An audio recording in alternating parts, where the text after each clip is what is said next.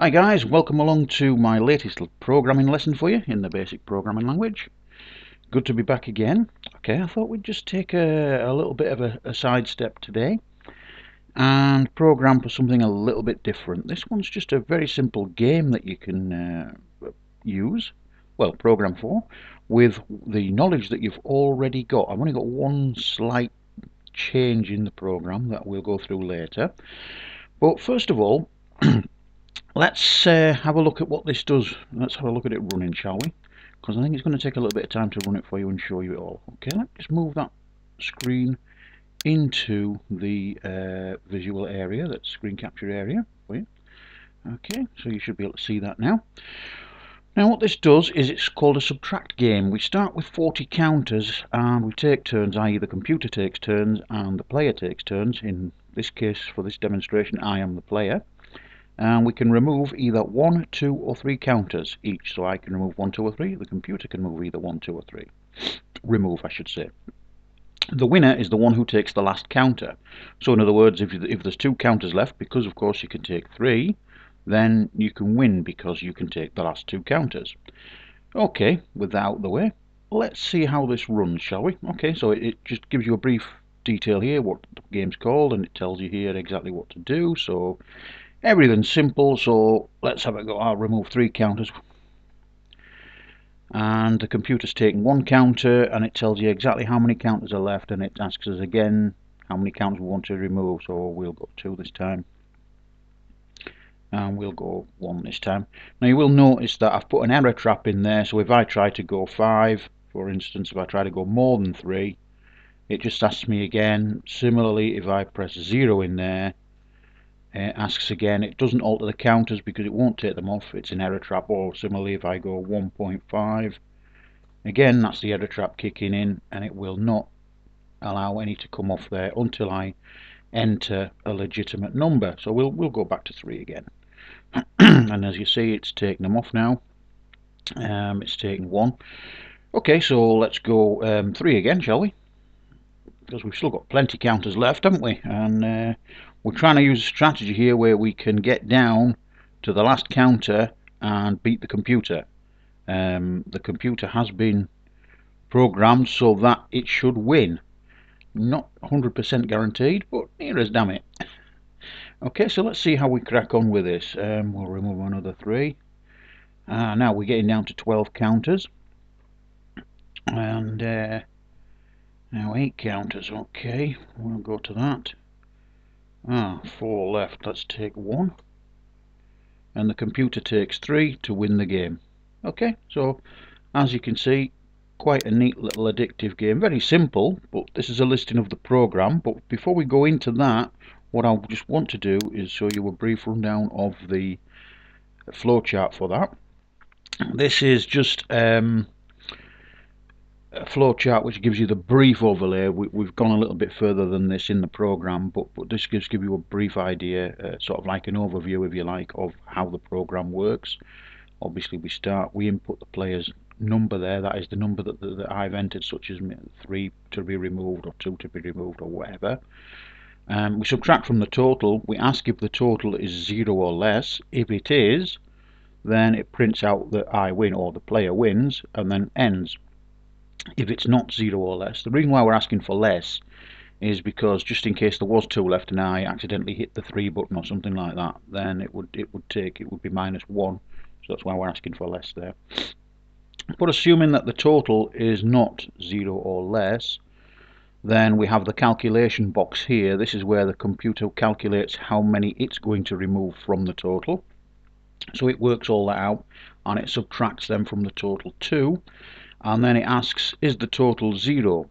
Well, if the total is 0, then it will print I win and finish. If it's not 0, then we loop back round here and then we ask the player again for his input. So as you can see, guys, it's a pretty simple flowchart that we're doing the program from. The program itself doesn't need a lot of explaining. There's not a lot of new stuff in here. Now on the site excuse me, on the site I've explained in more detail how we've looked at the problem of this game before we've even written the program, and how we've actually decided how to make the computer win most of, if not all of the time. Sort of like the modus operandi, if you like, the MO. So it's worth having a look. If you haven't had a look at the site, it's worth having a look at the lesson for this one. I'll put the link in the description for you, along with the link to our site. We've got thousands and thousands of tutorials on there. We're improving a lot recently, so if you haven't had a look at the site recently, please take the time to come across and have a look at it. Okay. Anyway, back to the program.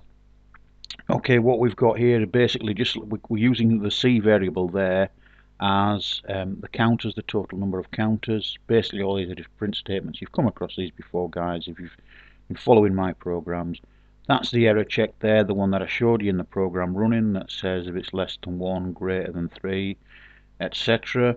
That causes that to just trap the errors, shall we say, so it just goes back and asks for it again. This is the actual part that subtracts the number that we've put in into n from the counters. That checks to see if it's less than or equal to 0, the box in the flowchart that I showed you. This is just for clearing the screen, keeping things nice and tidy visual wise on the screen. That's nothing really to worry about. You should have everything okay there.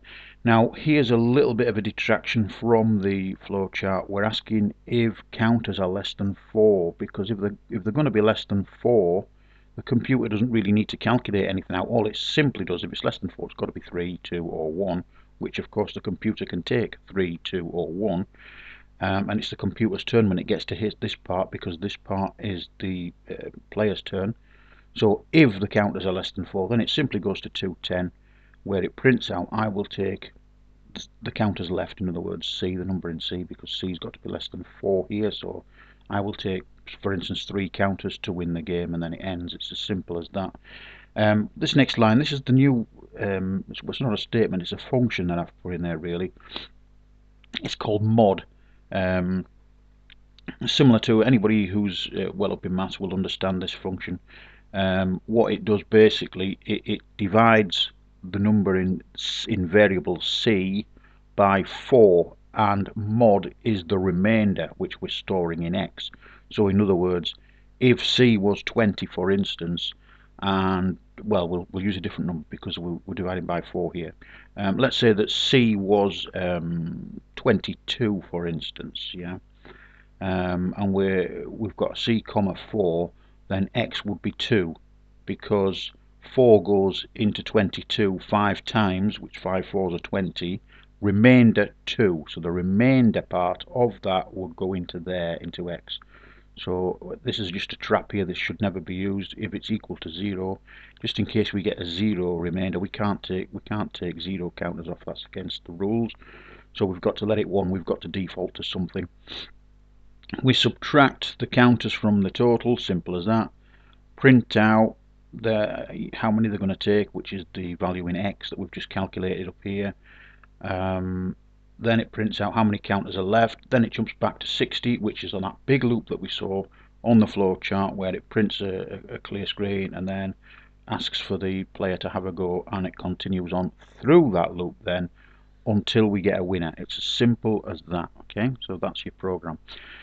Well, I hope you find this useful, guys. I know it's a little bit of fun and something you can play around with. You can alter this program if you wish, and like I've said in the past, all the programs are written by me. You can use them as and when you want, whether you want them for your own use or whether you want to use them commercially. It's entirely up to you. They're free. You use them as you wish. I have no problems with that at all. I would prefer if you had a link there or a thank you to our site. But that's the only thing that really I would like to do if you were publishing them, that's all. Please feel free to pop down to our site and have a look. If you like these videos, please rate and favourite them. It really does help to know that you're out there, that you're enjoying them, or at least you're understanding them or something like that. Remember also that we're on Vimeo as well, so you can see these videos on Vimeo. All that remains for me now is to say have a great day, guys, and thanks a lot for watching. Bye for now.